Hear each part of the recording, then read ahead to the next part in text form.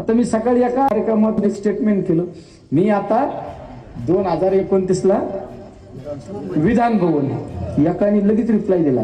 ते झेले असतात ना, झेल्यासारखं लगेच रिप्लाय दिला.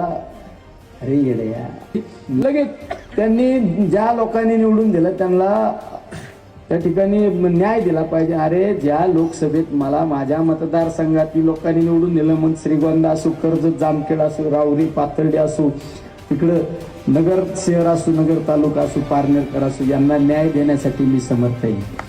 मी यांना न्याय देण्यासाठी समर्थ आहे. मी यांना उत्तर देण्यासाठी सुद्धा समर्थ आहे. तुम्ही त्याची काही काळजी करू नका. तुमच्यासाठी मी आज पण भरून भरून उरणारी आहे तेवढं. लगेच असं लगेच सुरू. अरे काय चाललंय जरा माझे राजकारणाची. ठीक आहे, तुम्ही लय मोठ्या घरातून जन्माला आले, पण मला पण थोडंफार राजकारण कळतं ना.